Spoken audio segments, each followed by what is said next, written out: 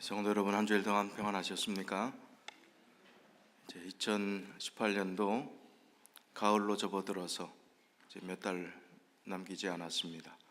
하나님께서 이 한 해 우리에게 풍성한 영적 결실까지 허락해 주시고 성도된 기쁨과 사명을 재발견하는 귀한 마무리가 되었으면 좋겠습니다. 저희 교회가 소그룹을 이제 재편해서 시작한 지가 한 1년 6개월 되었습니다. 소그룹이 잘 되는 반도 있고 지금 잘 되지 않는 반들도 있습니다. 이 소그룹이 지금 현재 잘 되는 반들은 참 너무나 재미있게 또 27번 정도 모였다고 하시니까 굉장히 자주 한 달에 한 2번 정도 모인 경우도 있고 한 달에 한 번 정도 모인 경우도 있고 그렇습니다. 소그룹이 현재 잘 안 되는데 지금 소그룹을 넘어 사역팀으로라는 제목으로 이야기를 하는 것이 가당키나 한 소리인가 라고 생각하실 수도 있습니다. 그러나 소그룹이 친교 중심의 한계 상황 가운데서 더 발전하지 못하면 더 퇴보할 수밖에 없습니다. 그러나 사역팀으로 활동하고 하나님께서 주신 사명으로 그 소그룹이 운영되어 나가게 된다면 계속해서 하나님께서 보증하신 약속, 영혼이 넘치고 또 구원의 기쁨이 있고 내 신앙의 향상을 경험하는 그런 소그룹으로 진보할 수 있는 것입니다. 변화될 수 있는 것입니다. 그래서 우리가 소그룹 재편 작업을 이제 소그룹 리더들과 같이 해나가기 전에 지금 이제 병행해서 우리가 이 소그룹을 이제 사역 중심으로, 사명 중심으로, 사역팀으로 어떻게 하는 것이 중요한 것인가 하는 새로운 패러다임을 제공하고자 하는 것입니다. 앞으로 한 8시간 정도에 걸쳐서 하면 올해 아마 연말 안에 중요한 메시지를 전할 수 있을 것 같은데 이 책은 한국연합회, 저희 교단본부 연합회 선교부에서 나온 책입니다. 소그룹을 넘어 사역팀으로 라는 내용으로 아주 잘 정리된 이 책의 내용을 다 일일이 다 다룰 수가 없는 게 좀 아쉽습니다. 그러나 핵심적인 내용들을 요약해서 앞으로 우리의 신앙의 모든 모습까지 아주 세세하게 도움이 되는 굉장히 중요한 패러다임 전환의 도전이 우리 앞에 놓여져 있습니다. 그래서 오늘은 첫 번째로 선교의 새로운 패러다임이라 하는 말씀으로 우리 기존 해왔던 것과 지금 어떻게 해야 되는가, 전통적인 견해와 지금 현재 우리가 해야 될 방향들, 진리는 변하지 않습니다. 그러나 진리를 적용하는 것은 시대마다 다른 것입니다. 어떻게 진리의 말씀들을 잘 적용시켜서 하나님의 백성들이 영적으로 성장하고 또 많은 영혼들을 그들의 눈높이를 맞춰서 그들을 구원할 수 있는가 하는 것이 우리가 가져야 될 중요한 과제입니다. 자, 교회가 왜 존재해야 합니까? 이 질문을 던진다면 여러분 어떻게 답하시겠습니까? 교회가 왜 존재해야 합니까? 오레곤 중앙교회가 여기 왜 있어야 합니까? 왜요? 한 가지 답밖에 없습니다. 하나님께서 교회를 존재케 하신 목적은요, 하나님을 알지 못하는 사람들에게 구원의 복된 소식을 알려서 영혼을 구원하도록 하는 그 목적 하나입니다. 그게 교회의 존재 목적입니다. 그러면 우리가 먼저 믿은 우리들이 지금 이 교회에 있는 것은 그 사명을 같이 협력해서 도우라고 하나님께서 우리를 먼저 택하시고 구원해 주시고 그 사랑을 깨닫게 해 주신 것입니다. 그래서 교회의 사명을 명확하게 인식하는 것이 중요합니다. 그래서 성경 말씀에 보면 교회를 굉장히 다양한 표현을 통해서 교회에 대해서 여러 가지 말씀을 했습니다. 교회는 하나님의 권속이라고 에베소서 2장 19절에 말씀하셨고, 성령이 거하시는 전이라고 고린도전서 3장 16절, 에베소서 2장 21절에 말씀하셨고, 그리스도의 신부라 하는 표현을 또 에베소서 5장 22절로 25절에 했습니다. 그리고 사도 바울은 마침내 교회를 그리스도의 몸, 고린도전서 12장 12절, 에베소서 4장 12절, 5장 23절, 골로새서 1장 24절에 비유함으로 가장 심오한 교회론을 완성하였습니다. 그리스도의 몸이다, 교회가. 머리는 누구라고요? 그리스도다. 우리는 뭐라고요? 다 각각 다른 기능을 하는 지체다. 눈 역할, 귀 역할, 손 역할, 발 역할, 모든 각각 다른 기능들을 하는 그런 역할의 지체들임을 이야기를 하고 있습니다. 예수님께서 인간이 되셨다 하는 것은요, 얼마나 낮아지셨는가. 하나님이 인간이 되셨다 하는 것은요, 우리 기독교 신앙에 있어서 얼마나 중요한, 그리고 얼마나 감사한 하나님의 선물인지 모릅니다. 하나님이 인간이 되셨다는 것입니다. 성육신을 거룩할 성자로 착각하시는 분이 계신데 그게 아닙니다. 이룰 성자입니다. 이룰 성자. 육신할 때 육신을 이루셨다. 인간이 되셨다는 것입니다. 자, 그렇다면 교회는 무엇인가? 교회는 제2의 성육신입니다. 그 성경 구절을 보면 교회가 성육신하신 예수님의 또 다른 성육신의 모습이 교회이구나 하는 것을 이해하게 되는데, 요한복음 20장 21절 22절에 보면 그 해답이 나옵니다. 예수께서 또 가라사대 너희에게 평강이 있을지어다. 아버지께서 나를 보내신 것 같이 나도 너희를 보내노라. 아버지께서 보내셔서 인간이 되셔서 이 땅에 오신 예수님, 성육신이지요. 그런데 예수님이 나를 보낸 것 같이 어떻게 한다고요? 나도 너희를 보내노라. 이 말씀을 하시고 저희를 향하사 숨을 내쉬며 가라사대 성령을 받으라. 이제 이 교회를 성육신의 제2의 개념으로 하나님께서 우리에게 위탁해 주셨습니다. 그러나 인간의 힘으로 되지 않고 하나님의 돌봄이 없이는 이 교회가 하나님의 뜻을 올바로 바르게 성장시키거나 발전시킬 수 없기 때문에 그 다음에 주신 선물이 뭐예요? 뭘 받으라고요? 성령을 받으라. 성령 하나님의 인도하심과 충만하심 속에서 하나님의 바른 뜻이 계속해서 발전해 나갈 수 있음을 이야기하는 것입니다. 오늘날 교회와 세상의 관계가 어떻습니까? 칭기스칸의 이야기를 하죠. 몽골 제국의 아주 위대한 그런 정말 몽골 하면 가장 먼저 떠오르는 사람 칭기스칸 아닙니까? 이 칭기스칸의 이야기를 하면 20년 동안 칭기스칸이 정복한 땅이 얼마나 되냐 하면 777만 제곱킬로미터라는 것입니다. 감이 오십니까? 감이 잘 안 오더라고요. 이 산수도 약할 뿐만 아니라 평방 킬로미터 이렇게 하면 어떨까요? 이렇게 표현하면 감이 오실 겁니다. 이 땅의 면적은 알렉산더 대왕이 정복한 땅 더하기, 나폴레옹이 정복한 땅 더하기, 히틀러가 점령한 땅 모든 걸 합친 것보다 더 넓다. 이러면 이해가 되십니까? 역사 이래 칭기스칸이 가장 짧은 시간에 가장 많은 땅을 정복한 것입니다. 가장 넓은 땅을 정복한 것입니다. 자, 비결이 있을까요? 비결이 있습니다. 이게 칭기스칸 이야기가 무슨 교회와 무슨 상관이 있는가? 상관이 있습니다.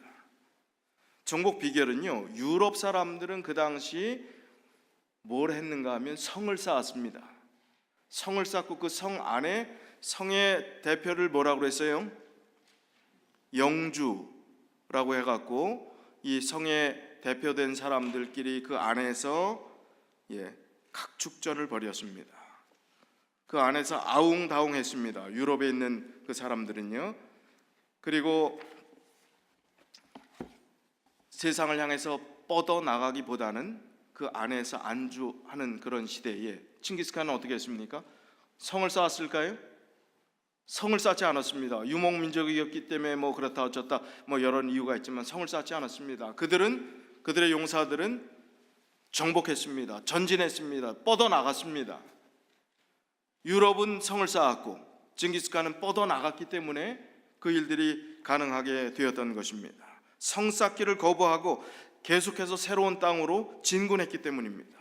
오늘날 교회가 유럽의 성벽과 같이 외부와 차단된 공간이 되려는 유혹을 받기가 쉽습니다. 교회 울타리 안에 숨어서 세속적인 사람들과의 접촉을 피하면서 거룩함을 지키려고 하는 생각에 빠질 위험성이 있다는 것입니다. 하지만 성벽 안에 숨는 것이 결코 교회를 거룩하게 보존해 주지 못한다는 사실입니다. 교회의 생명력은 성을 쌓고 그 안에 안주하는 대신 칭기스칸과 같이 새로운 땅으로 뻗어나가야 하는 것을 기억해야 합니다. 초대교회의 교회 성장 사례와 모델이 뭔지 아십니까? 언제부터 교회가 그 폭발적인 성장이 멎게 되었는지, 멈추게 되었는지 하는 그 사실에 대해서 우리 재림교회에서 일반 개신교회에서도 꽤 알려진 러셀 브릴 선교학자 이 목사님이 대학 박사학위 논문에서 플러 신학 대학에서 박사학위 논문 가운데서 이야기한 것 중에 아주 중요한 얘기가 있습니다. 우리 교단도 그것을 버렸어요. 그래서 발전하는 것이 이렇게 정체되고 폭발적인 성공 사례들이 멈춘, 오늘날 개신교가 폭발적인 초대교회 성장이 멈춘 이유를 이야기하는데, 그건 중요한 이유는 여러 가지 사례들 중에 하나 이야기는, 초대교회 모델은요, 사도 바울이나 전도자들이 어느 교회 담임 목사였다 하는 게 있습니까? 있어요, 없어요? 주재 사역을 했습니까? 아니에요. 스데반과 7 집사를 선택하고 또 교회 감독을 선택하고 장로들 뭐 그런 것은, 교회의 돌봄은 누가 하는 거예요? 초대교회 모델은요, 사도와 오늘날의 목사가 교회 돌봄을 하는 것이 아니라 사도와 목사와 선교자들은 교회의 돌봄은 교회 자체적으로 이루어지고 거기서 서포트하는 역할들을 해서 계속해서 뻗어나가는, 복음을 전하는, 주저하지 않고 계속해서 복음을 전하는 그 일의 사역들을 감당했을 때 교회는 폭발적인 성장이 있었던 것입니다. 화이트인과 그 당시 대총회장인 A.G. 다니엘스 목사님이 우리 교단도 초창기에는 주재 사역을 하지 않았습니다. 계속 다니면서 전도하고 복음을 확장했을 때 굉장히 발전을 했었습니다. 그런데 많은 개신교회가 이제 주재 사역을 하면서 이제 돌봄 사역으로 지나고 교인들이 교회를 돌보는 일들을 목회자에게 맡기고 주재 사역을 하기 시작하면서 성장률이 둔화되기 시작했습니다. 이건 뭐 제 얘기가 아니라 그 분석과 통계에 의한 것입니다. 그렇게 반대했음에도 불구하고 저희 교회도 주재 사역하는 것을 기독교의 흐름대로 받아들였습니다. 그래서 이제 성장이 물론 우리가 모든 기독교 개신교 중에서도 매년 성장률이 높은 교회이긴 하지만, 지금도 그렇긴 하지만, 이 성경의 사례나 또 우리 교단이 처음 시작할 때의 그 사례들을 보면 그렇게 지금은 성장률이 둔화되어 있다는 이야기를 하는 것입니다. 자, 이 세상은 정말 시시각각으로 변하고 있는데, 그리고 눈에 정말 느끼지 못할 정도로 눈 깜짝할 새의 발전 속도들이 그렇게 나가고 있는데, 교회는 여전히 울타리 안에서 갇힌 사고와 갇힌 공간 속에서 거기에 안주하려고 하는 그런 흐름을 가지고 있다면, 이 교회가 이 세상과 어떻게 소통을 할 수 있으며 이 세상과 어떻게 이해를 하면서 우리의 교회가 존재하는 목적과 사명을 이룰 수 있겠냐 하는 것입니다. 세상과 과연 선을 긋고 접촉을 삼가해야 하는 것인가, 세상과 분리해야 되는 것인가, 우리의 거룩함을 지키기 위해서 세상의 문화와 모든 것들은 다 차단하고 오직 예수, 오직 그리스도 그분만 높이는 것이 울타리 안에서의 우리의 신앙을, 정체성을 잘 확립하는 것인가? 그렇지 않다는 것입니다. 교회를 배에 비유한 이야기들을 여러분 들어보셨을 것입니다. 가장 안전한 배는 어떤 배일까요? 미국의 항공모함일까요? 어마어마하게 큰, 비행기도 몇 대, 전투기도 몇 대씩 뜨는 큰 사이즈일까요? 어떤 게 가장 안전할까요? 한국에 해돋이를 보는 명소가 생겼더라고요. 1월 1일 그 해돋이를 보면서 소원을 빌면 뭐가 소원이 잘 들어지는지 아주 인산인해를 이루는 장소가 있습니다. 그 장소가 어떤 곳인지 아시는 분 계세요? 정동진이라는 곳입니다. 그런데 그곳에 가보면 배 모양으로 생긴 호텔이 있어요. 어디에 있는 배가 가장 안전할까요? 바다에 있는 배예요, 육지에 있는 배예요? 육지에 있는 배가 가장 안전합니다. 그다음 안전한 배는 항구에 정박해 있는 배입니다. 근데 그게 배일까요? 고철덩어리일까요? 배가 아닙니다. 배의 정상적인 배를 배라고 할 수 있는 것은 그 배가 어떻게 해야 되는 거예요? 항해를 해야 배가 배의 기능을 하는 거고 배가 배다운 것입니다. 자, 교회는 항해하는 배가 되어야 하는 것입니다. 육지에 올라와 앉아 있든지 항구에 정박해서 그냥 아무런 항해도 하지 않는 것이라면 그것은 교회가 아닌 것입니다. 세상과 끊임없이 접촉하면서 세상과 소통하고 사람들을 구원하기 위하여 할 수 있는 모든 것을 다할 때 비로소 그 역할을 다하는 것입니다. 자, 항해하는 배가 있는데 또 그 배 중에 두 종류의 배가 있습니다. 생산성이 있는 배와 그렇지 않은 배가 있습니다. 크게 나누면 유람선과 어선이 있습니다. 자, 유람선은 생산성이 있습니까? 그 배는 항해는 하긴 하는데 항해의 목적이 뭐예요?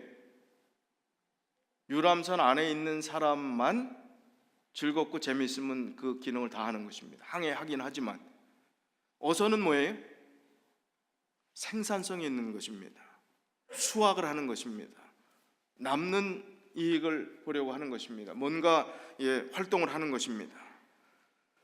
예수님께서 제자들에게 오늘 본문의 말씀, 사람을 낚는 어부가 되게 하리라 말씀하신 그 말씀을 통해서 볼 때 예수님께서 말씀하신 항해하는 배는 유람선이 아닌 어선임이 분명합니다. 어부가 되는 일은 물론 힘든 일입니다. 그럼에도 교회가 어선이 되어야 한다는 것을 강조해야 될 그 이유는 교회의 존재 목적이 구원하는 것, 영혼을 구원하는 것에 있기 때문인 것입니다. 하나님께서 교회가 세상의 일시적인 쾌락을 즐기는 대신 영원한 천국의 행복을 위해 땀 흘려 일하기를 요청하십니다. 지금 우리 교회의 모습은 어선에 가까운가 아니면 유람선에 가까운가를 생각해 봐야 합니다. 사단이 가장 최근에 쓰는 전략은 뭐냐면요, 과거에는 고난을 줬어요. 실패하게 하고 어려움을 주고 핍박하고, 이렇게 하면 성도들이 그 핍박에서 많이 떠나서 하나님께로부터 돌아서는 그 방법을 택했습니다. 오늘날 택하는 가장 이 사단의 입장에서 볼 때는 성공적인 전략이 뭔지 아십니까? 교인들을 영적 무기력감에 빠지게 하는 것입니다. 교인들이 흥미가 없어요. 신앙생활에 재미가 없습니다. 영적 우울증에 빠지는 것입니다. 많은 이유가 있을 수 있습니다. 사람이 싫을 수도 있고 여러 마음에 안 드는 여러 가지 이유들이 있을 수 있습니다. 그러나 그 이유라고 생각했던 것이 눈앞에 사라지고 제거될 때 그 무력감에서 헤어나올 수 있을까요? 근본적인 것이 해결되지 않는다면 해결될 수 있을까요? 해결될 수 없습니다. 사단이 가장 지금 아주 성공적인 그의 전략 전술을 펴는 것이 교인들을 영적 무력감에 빠뜨리는 것입니다. 영적 무력감에 빠지면 흥미가 없는데 무슨 일하고 싶은 마음이 있겠습니까? 열심히 하려고 하겠습니까? 낙심하게 하는 것입니다. 열심히 하는데 낙심이 돼요. 내가 하는 이 수고가 정말 이렇게 할 필요가 있을까 하는, 낙심하게 하는 그런 마음들을 갖게 합니다. 혼자 열심히 뛰어봤자 되지도 않는다 하는 그런 자괴감을 또 갖게 합니다. 이게 사단이 갖고 있는 전략 중에 하나입니다. 활동하지 않게 만드는 것이죠. 그래서 오늘 드리는 이 앞으로의 이 중요한 도전은 우리의 영적 무력감을 주님께서 주신 명령과 약속을 의지하고 벗어나는 일에 우리가 활동할 때, 그리고 주님께서 주신 명령을 수행하고 순종할 때에 그 모든 것에서부터 벗어날 수 있음을, 그 장애물을 극복할 수 있음을 깨닫게 하는 중요한 방편을 제공해 줄 것입니다. 교회가 이제 본래의 목적과 사명에 충실하려면 두 번째 우리가 생각해야 될 것은 새로운 패러다임을 바꿔야 되는데, 내부 지향적인 교회가 이제 외부 지향적인 교회로 바뀌어야 된다는 것입니다. 이 어부들은 어획량을 늘리기 위해서 그냥 아무데나 가서 그물을 던질까요? 어떻게 할까요? 요즘은 어군 탐지기가 있어서 고기가 많이 모이는 곳이 다 이제 노출이 되지만 옛날에는 그렇지 않았습니다. 경험과 또 여러 가지 다양한 시도들을 통해서 노하우가 생긴 것이죠. 그런 노하우를 통해서 고기가 전혀 잡히지 않는 곳이 있어요. 잡히는 곳이 있습니다. 그러면 그물을 어디에 놔야 될까요? 잡히는 곳에 놔야지요. 잡히는 곳에, 경험된 곳에 주의 깊이 그물을 던집니다. 또 낚시꾼은 어때요? 낚시꾼 그러면 조금 비하하는 것 같아요. 우리 조사님들은 좀 어떻습니까? 고기를 낚기 위해서 어떤 종류의 고기가 어느 정도 물속 깊이에 다니는지, 또 어떤 미끼를 좋아하는지, 떡밥은 언제 던져야 되는지를 신경을 씁니다. 물때도 봐야 되고 뭐 이래저래 신경을 씁니다. 그리고 고기를 낚기 위해서는 성질 급한 사람은 낚시할 수 있을까요? 없을까요? 못합니다. 하루 종일 허탕을 치더라도 그 다음날 희망을 가지고 또 나가는 것은 무슨 마음이 있기 때문에? 희망이 있고 기대감이 있지만 인내심이 있기 때문에 그 일들을 지속할 수 있는 것입니다. 영혼 구원도 마찬가지라는 것입니다. 교회도 구원할 영혼들에 대해서 관심을 가져야 되고 효과적인 선교를 위해서 그들의 관심사가 무엇인지 연구할 필요가 있습니다. 그들의 아픔과 기쁨의 근원은 무엇인지, 또 어떻게 하면 그들의 마음을 열 수 있는지, 어디에 시간과 재정을 투자해야 효과적일 수 있을지를 고민해야 한다는 것입니다. 그런데 안타깝게도 많은 교회들이 내부 지향적인 상태에 머물러 있고 친교 공동체로 만족하고 있다는 것입니다. 교회 예산의 대부분은 건물 관리비, 유지비, 교회 내부 행사비, 식사비, 사교비 그 명목으로 지출되고 순수한 선교비와 지역사회를 위한 비용으로는 많이 사용되지 않고 있다는 것입니다. 외부 지향적인 교회는 그 교회의 예산 집행되는 상황을 보면 압니다. 외부 지향적인 교회라 함은 지역사회와 교회 밖의 일들을 위해서 교회 예산 총 예산의 30% 이상을 쓰는 교회가 될 때 그건 외부 지향적인 교회라고 이야기할 수 있습니다. 참 감사한 것은 이제 합회에 전도 자금 보조해 주는 것이 있어서 우리 이경일 집사님 재무 파트에서 좀 그 관계된 영수증을 좀 뽑아달라고 했는데 상당히 많은 금액이 선교와 관련된 그 재정의 영수증이 돼 있어서 16,000불 이상을 뽑아 오셨더라고요. 이렇게 많이 썼나? 물론 선교 책자도 사고 뭐 다양한 우리가 전도 집회도 하고 하는 모든 것들이 포함됐지만 이렇게 생각보다 참 많네요.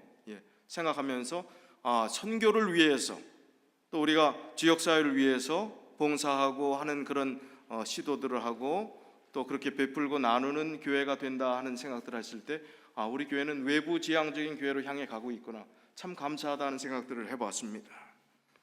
그 다음 새로운 패러다임이 바뀌어야 될 것은 목회자 의존적 교회와 평신도 중심의 교회. 아까 말씀드렸죠.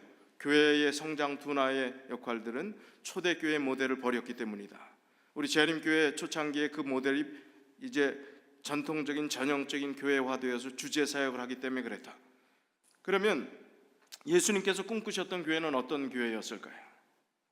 예수님의 품성을 닮은 제자들이 세상으로 나가 그분께서 하시던 사역을 계승하여 하나님 나라를 확장하는 것이 예수님이 꿈꾸시는 교회였습니다. 종교 개혁자들이 발견한 소중한 기독교 유산 중에 가장 대표적인 것을 꼽으라 한다면 그것은 독점권, 유일하게 성경은 사제들만 볼 수 있었던 것, 모든 설교는 사제들이 하는 그 설교만 듣고 신앙생활을 할 수 있었던 이 평신도들의 삶에 채워졌던 족쇄가 풀렸던 것입니다. 성경을 누구나 읽을 수 있고 누구나 하나님 말씀을 전할 수 있게 된 참 기가 막힌 얘기 아닙니까? 신앙이 그렇게 무조건 세뇌식으로 받아들여야 되는 그런 시대가 있었다니요. 만인 제사장설입니다.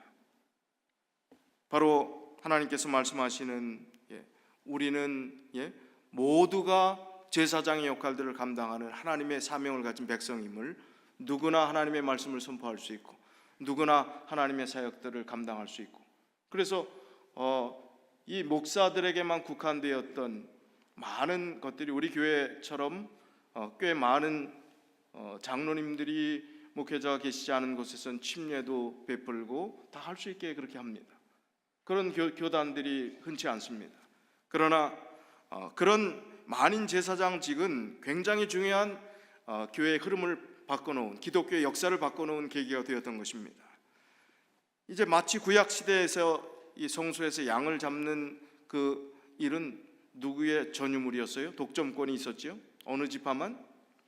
레위 지파만 할 수 있었습니다. 아론의 지파만 할 수 있었습니다. 그런데 신약 시대에 와서 구약의 그런 독점된 전유물이 예수 그리스도께서 자유케 하심으로 만인 제사장설, 우리의 크신 대제사장이신 히브리서 4장 14절 15절에 보면 예수 그리스도께서 그런 분이고 그런 역할이라고 말씀해 주시지 않습니까? 그리고 예수 그리스도만이 하나님과 사람 사이의 유일한 중보자라고 디모데전서 2장 5절에 말씀하십니다. 모든 신자는 베드로전서 2장 9절에 왕같은 제사장으로서 사역의 주체가 될 수 있음을 이야기합니다. 빌 헐이라는 선교신학자가 이렇게 이야기합니다. 아주 중요한 일침을 놓는 중요한 이야기를 했습니다. 첫 번째 종교개혁이 성직자의 손에 독점적으로 남아있던 하나님의 말씀을 교인들의 손에 넘겨준 것이었다면, 두 번째 종교개혁은 성직자의 손에 독점적으로 남아있는 사역을 빼앗아 교인들의 손에 넘겨주는 것이다. 자, 목회자뿐만 아니라 모든 신자들이 사역의 주체가 될 때 비로소 종교개혁이 완성된다는 것입니다. 목사들의 손에 있던 또 다른 독점권을 뺏어서 그 사역을 누구에게 넘겨줘야 된다고요? 모든 교우들에게 넘겨줘야 그것이 완전한 종교개혁이 된다. 그 사명을 같이 이룰 때 교회가 교회다워진다 하는 것입니다. 월급 받는 사람이 일하는 거지 돈 내는 사람들이 일하나? 이런 사고를 가진 교우들이 있다면 그것은 하나님의 명령과 약속과 중요한 종교개혁에 역행하는 것입니다. 이것이 바뀌어야 새로운 패러다임으로 교회가 성장할 수 있는 계기가 되는 것입니다. 네 번째, 교회 새로운 패러다임의 전환은 전도하는 교회냐 사역하는 교회냐에 따라서 달려 있습니다. 전도하는 교회가 뭐 나쁜 교회인가요? 아니죠. 나쁘지 않지요. 그러나 전도만 하는 교회, 사역하지 않고 전도만 하는 교회는 구태의연한 교회가 될 수 있다는 것입니다. 사역하는 교회로 패러다임 시프트, 전환이 필요하다는 것입니다. 인류 역사상 참 오늘날처럼 문명의 속도가 이렇게 빨라진 적이 없습니다. 뭐 들어보셨을지 모르겠어요. 코닥, 후지, 아그파 뭐 하는 회사죠? 카메라 관련된 필름 회사들입니다.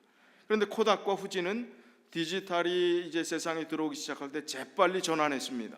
디지털화해서 지금 코닥과 후지는 살아 있습니다. 그런데 아그파는 2001년도에 최대 흑자를 냈어요. 흑백 필름이었던 그곳에서 칼라 필름을 최초로 개발한 회사가 코닥이 아니에요. 후지가 아닙니다. 아그파입니다. 독일 회사입니다. 그런데 이 아그파 회사가 2005년 불과 4년 뒤에 망했어요. 최고의 흑자를 냈던 2001년에 4년 지났는데 망했어요. 왜 망했을까요? 세상의 흐름에 둔감했기 때문입니다. 여전히 그 필름을 고수했기 때문에. 누가 필름 카메라 쓰는 사람이 있습니까? 진짜 사진 작가들, 뭐 옛날 과거의 아날로그 시대에 뭔가 그리워하는 사람들 뭐 몇 외에는 이제 다 바뀌었잖아요. 이런 카메라 요즘 들고 다니는 분들 별로 없지 않습니까? 전문성이 있는 분들 외에는요. 뭐 하나면 돼 지금? 뭐 하나면 됩니까? 이게 화질이 얼마나 좋은데요. 이 이상 뭐가 필요합니까? 이런 시대가 됐습니다. 교회는 어떠합니까? 변화와 상관없이 진리만 고수하면 되고 말씀만 지키면 됩니까? 변화의 무풍지대입니까? 교회는? 그렇지 않다는 것입니다. 교회도 예외가 될 수 없습니다. 진리는 변할 수 없는 것이지만 진리를 제시하는 방법은 얼마든지 바뀔 수 있고 또 바뀌어야만 합니다. 그런데 변화 앞에서 진지하게 우리가 생각해야 될 것이 있습니다. 그것은 바로 변화의 방향입니다. 올바른 방향이 설정되지 않으면 변화가 아닌 변질이 되고 말기 때문인 것입니다. 패러다임의 전환이란 다른 말로 하면 방향의 재설정 작업이라고 할 수 있습니다. 방향이 잘못 잡힌 상태에서 속도를 내면 어떻게 될까요? 속도를 내면 낼수록 목표물과 어떻게 될까요? 거리가 더 멀리 벌어질 수밖에 없는 것입니다. 그래서 두 가지 중요한 패러다임 전환, 내부 지향적 교회에서 외부 지향적 교회로 가는 것, 목회자 의존적 교회에서 평신도 중심의 교회로 전환하는 아주 매우 중요하고 시급한 문제가 기독교 내의 도전으로 되어 있습니다. 그렇다면 전도하는 교회에서 사역하는 교회로 전환이 왜 필요하고 그게 어떻게 가능한지, 자, 전도라는 단어와 사역이라는 차이, 그걸 명확히 먼저 이해할 필요가 있습니다. 전도라는 그 뜻은 한자풀이 그대로 한다면 전도란 어떤 뜻입니까? 말 그대로 도를 전하는 것입니다. 구체적으로 말하면 요한복음 14장 6절에 내가 길이요 진리요 생명이니 나로 말미암지 않고서는 아버지께로 갈 자가 없다고 말씀하신 예수 그리스도를 전하는 것입니다. 소개하는 것입니다. 전하는 게 전도예요. 자, 어떤 이들은 담대하게 소리 높여 지하철에서 승객들에게 전도하기도 합니다. 또 어떤 사람들은 사람들이 많이 모이는 광장에서 예수 천당 불신 지옥 쉰소리 내면서 깃발 쓰면서 사람들의 마음에 별로 그렇게 달갑지 않은 그런 방식도 고수하면서 자기 사명이라고 생각하고 그 전하기도 합니다. 최선을 다해 사명감을 가지고 전도하는 그 자체 누가 뭐라고 하겠습니까? 그런데 이렇게 불특정 다수를 향해서 외쳐대는 복음이 사람들에게 얼마나 받아들여지느냐 하는 것은 별개의 문제인 것입니다. 받아들여지냐 하는 거예요. 어떤 이들은 한 집도 빠지지 않고 전도지를 전하면 그 지역에 사는 영혼들에게 책임을 다하는 것이라고 생각합니다. 그 영혼이 멸망당한다 할지라도 그 핏값에 대해서 나는 무죄하다고 말하기까지도 한다는 것입니다. 그러나 한 가지 기억해야 할 것은 영혼들에 대한 나의 책임을 다하는 일보다 더 중요한 것이 없다는 것입니다. 바로 예수님과 같은 뜨거운 연민의 마음으로 그들에게 다가가는 것입니다. 단지 도를 전하고 듣든 말든 그건 너희 몫이다 하고 던져놓는 전도, 그것은 아니라는 것입니다. 예수님께서 이런 양의 비유를 통해서 전도하는 방법과 전도자의 자세를 가르쳐 주셨습니다. 목자는 양을 한두 번 불러보는 것이 아닙니다. 잃은 양 하면 우리 개념은 교회 나왔다가 안 나오는 분이 잃은 양으로 생각하는데 그런 적용이 아니라 하나님을 알지 못하는 모든 사람들을 여기는 잃은 양의 비유에 해당되는 그 개념으로 이해를 하시면 좋겠어요. 자, 잃은 양을 목자가 양이 없으니까 양의 이름을 한번 불러보고 휘파람 불러보고 한 두어 번 불러봤는데 아무 반응이 없으니까 이제 뭐 나는 할 일 다 했어. 그리고 들어온다면 그건 참 목자입니까? 목자로서의 역할을 다 한 것입니까? 그렇지 않습니다. 누가복음 15장 4절에 보면 목자는 그 잃은 것을 어떻게 하도록 찾았다고요? 찾기까지 그렇게 찾았다고 했습니다. 이 비유의 핵심은 목자가 그 잃어버린 양을 찾으러 나갔다는 사실에 있지 않고 그 양을 구출하기까지 사랑의 노력을 멈추지 않았다는 데 있습니다. 나갔다 하는 것은 전도예요. 전도 개념이에요. 그냥 나가는 것, 한두 번 불러보고 마는 것. 그러나 찾도록 찾았다, 사랑과 노력을 했다 하는 것은 사역입니다. 전도는 간단히 말해서 이벤트가 아닙니다. 프로세스입니다. 책임을 면하기 위해 펼쳐지는, 우리 교회 1년 전도회도 안 하고 지나가나 한번 해야지 하고 그냥 행사로 지나가는 일회성, 그런 이벤트가 아니라는 것입니다. 영혼을 구원하기 위해서 목숨도 아끼지 않는 섬김의 과정이 전도회에 녹아들어야 한다는 것입니다. 사역 없이 전도만 하게 되면, 이벤트만 하게 되면 전도 토양이 척박해지는 것입니다. 전도 토양이란 무엇인가? 전도를 받는 개인이나 전도를 받는 지역사회의 수용성을 가리키는 것입니다. 불신자 입장에서 볼 때 예수 믿으라는 말만 자꾸 들어요. 아무런 접촉도 없고 예수 믿으라는 얘기만 듣습니다. 그러면 믿어야 되겠다 생각이 들까요? 거부감이 들까요? 거부감이 들고 반발이 생기고 도대체 예수 믿으라는 게 도대체 뭔가 하는 그런 생각이 듭니다.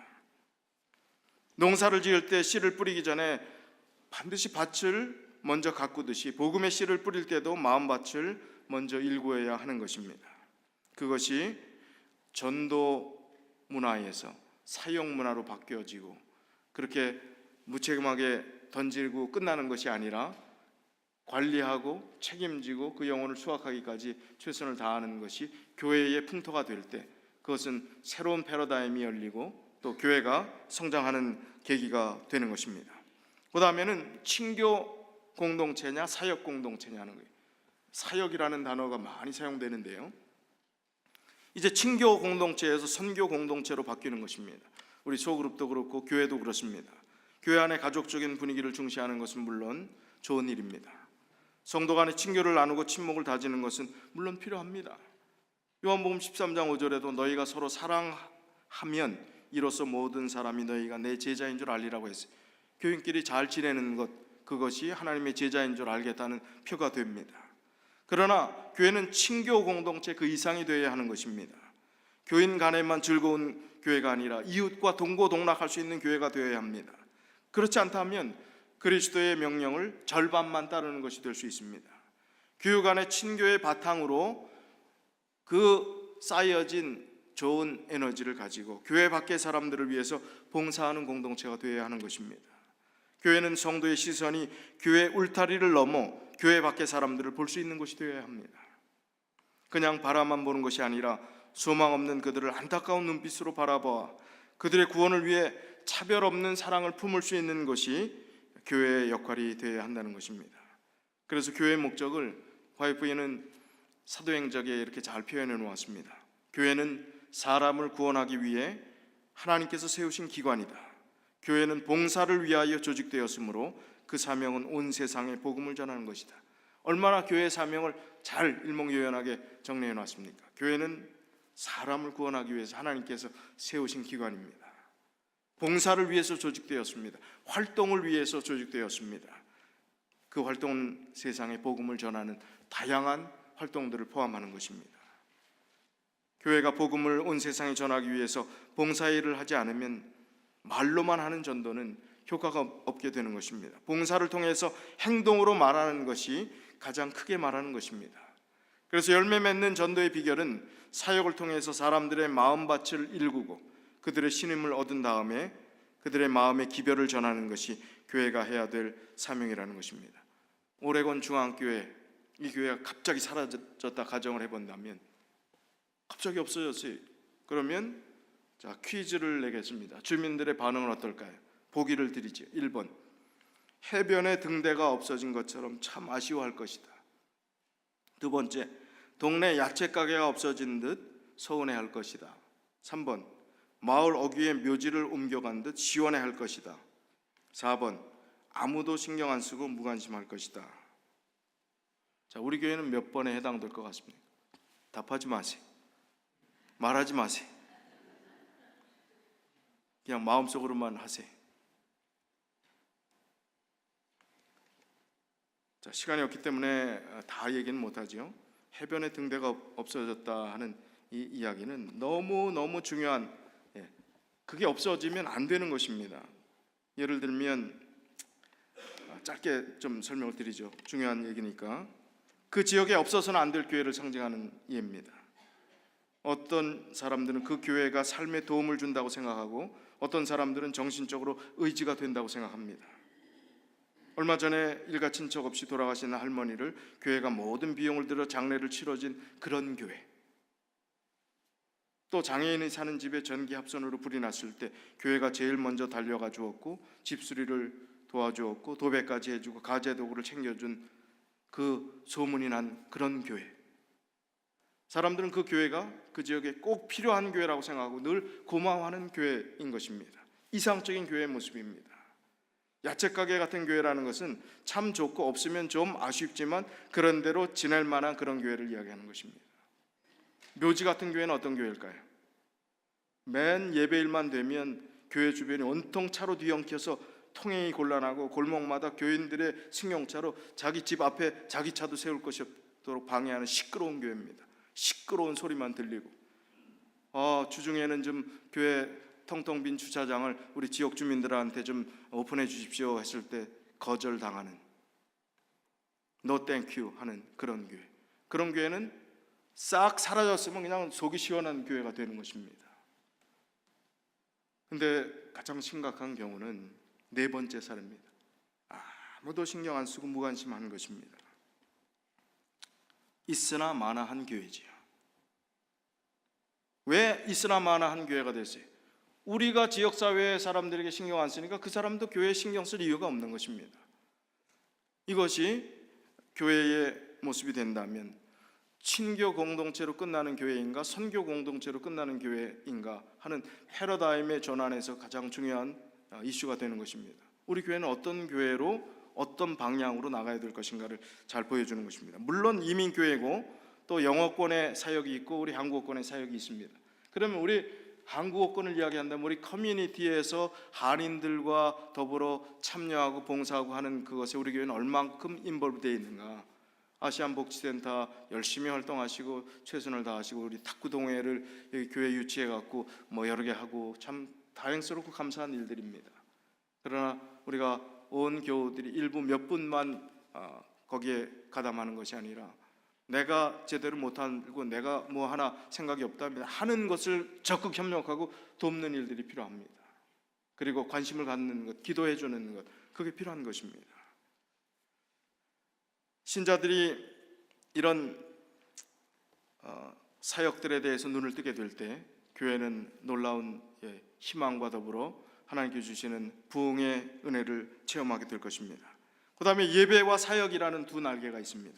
교회는 예배 외에도 양육과 선교라는 중요한 사역 분야가 있습니다.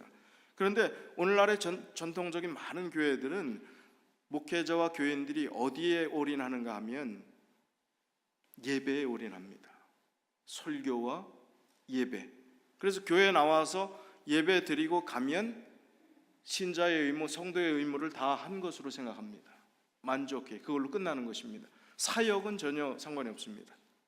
그러나 양육과 선교라는 이 과제 속에서 정말 성도들이 사역이 소홀해지고 교회 정기적으로 참석한 것으로 만족하는 것이 아니라 내가 영적으로 균형 잡힌 성장을 위해서는 양육의 훈련을 받고 제자의 훈련을 받고 또 그런 사역을 통해서 내 자신이 발전해 나갈 수 있어야 된다 하는 그 개념들을 갖는 것, 갖게 하는 것 참 어려운 일입니다. 저희 교회도 양육 훈련들을 한다고 해서 금요일 저녁 안식일 설교 내용을 했고 안식일 오후에 또 해서 9개월 동안 양육에 관련된 말씀을 나눴습니다. 그리고 16주간의 자원하는 분들의 리더 교육을 평일날 해서 소그룹이 리더들이 훈련받고 소그룹이 태동했죠. 그리고 이제 지금까지 소그룹을 이끌어가고 있는데 잘 되고 있느냐 하면 잘 되지 않는 부분들도 많이 있습니다. 신자들이 사역에 동참하기 위해서 체계적인 교육과 훈련을 받아야 하는데 교회는 그럴 만한 여력이 있는 교회들이 없어요. 왜 그렇게 바쁜지, 다 바쁜지. 지난번 연수회에 가서 텍사스 합회 선교부장 되는 목사님이 하시는 말씀이 미국 사람들도 형편이 똑같은가 봐요. 교인들을 교육하고 양육하기 위해서 모이라고 그러면 평일도 안 되고 거의 안 나오고 안식일 오후에 뭐 하라 그러면 뭐 안식일 오후에 이런저런 겹치는 게 많다는 게 그래도 안 된다는 거예요. 최적의 시간이 그럼 황금의 시간, 제일 가치 있는 시간이 뭐냐? 제가 말씀드렸죠? 언제라고요? 설교 시작하기 3분 전, 설교를 시작해서 인사하고 3분 동안 그때 양육하라는 거예요. 3분 전 교인이 다 들을 수 있는 시간이라는 거예요. 그렇게 힘들다는 것입니다. 양육하고 훈련하기를. 그런데 신기한 사실은요, 교회가 사역을 소홀히 하고 양육과 교육을 소홀히 했을 때 예배에 치중한다고 그러면 그 예배가 점점 더 정말 부흥하고 예배가 뜨겁고 더 뭔가 좀 확실한 뭐가 좀 장점이 더 발전해야 되는데 그렇지 않다는 거예요. 예배마저도 그런 사역이 없는 예배는 약화된다는 것입니다. 힘이 없어진다는 거예요. 형식화된다는 것입니다. 분명히 예배를 강조하고 설교에 비중을 두었는데도 불구하고 교인들의 믿음은 안진뱅이처럼 자라지 않고 예배 시간에 졸거나 비평적인 자세로 설교를 듣게 된다는 것입니다. 참으로 아이러니할 수가 없습니다. 이런 문제 해결책은 사역을 강조함으로 균형을 맞추는 것입니다. 사역을 강조할 때 오히려 예배가 더 살아나는 이유가 무엇일까요? 그것은 열심히 하면 할수록 말씀에 더 갈급하게 되는 자연적인 현상이기 때문에 그렇습니다. 교회 운영을 운동 경기에 비유한다면 예배와 설교 중심의 교회는 수비 중심의 운동 경기를 하는 그런 것과 마찬가지. 수비만 하는 것입니다. 물론 운동 경기에서 수비가 얼마나 중요합니까? 수비도 잘 해야 됩니다. 그러나 양육과 선교를 실천하는 사역 중심의 교회는 공격 위주의 교회라고 할 수 있습니다. 자, 경기에서 이기려면 뭘 잘해야 돼요? 수비도 잘하고 공격도 잘해야 됩니다. 근데 수비만 잘하면 결과는 어떻게 될까요? 제일 좋은 결과는 뭘까요? 공격 안 하고 수비만 하면 비기는 거예요. 공격을 못 해갖고 비기는 거예요. 아니면 지는 것입니다. 그러나 공격하는 그런 교회, 공격하는 운동 경기에서는 공격해야 점수를 낼 수 있는 거예요. 그래야 이길 수 있는 것입니다. 예배 중심의 교회로 남을 것인가, 사역 중심의 교회로 전환할 것인가, 선교의 새로운 패러다임의 전환을 우리에게 도전 과제로 주셨습니다. 그리스도인 선교봉사 253쪽에 보면 신자들이 하나님과 동역자가 되는 진정한 의미를 체험으로 깨닫게 될 때에 하나님의 성령이 풍성히 임할 것이며 온 세상은 하나님의 영광으로 환해질 것이다. 우리가 하나님의 사업에 온전히 헌신할 때 하나님께서 그의 성령을 한량없이 부어주심으로써 그것을 인정하실 것이다. 그러나 교인들의 대부분이 하나님의 동역자가 되지 않는 한 성령을 부으시는 일은 없을 것이다. 얼마나 성령이 중요합니까? 그러나 그런 마음이 없을, 그냥 입만 벌리고 성령 오십시오 하면 그 일은 이루어지지 않는다고요. 희생과 헌신과 그 사역에 동참하고자 할 때에 하나님께서 성령을 부어주셔서 놀라운 역사를 허락해 주신다는 귀중한 약속입니다. 우리 교회 새로운 패러다임으로 좀 전환할 마음이 있으십니까? 없으십니까? 그만둘까요? 예. 자, 여러분 새로운 도전에 새로운 성교적 패러다임으로 변화될 마음이 있으십니까? 처음부터 그러셨어야죠. 깜짝 놀랐습니다. 예, 우리가 참 부족합니다. 연약합니다. 우리 자녀들, 우리 부부 사이에도 항상 좋습니까? 그렇지 않습니다. 그러나 좋지 않다고 우리 자녀들 관계를 끊어버립니까? 그렇지 않습니다. 같이 가야 합니다.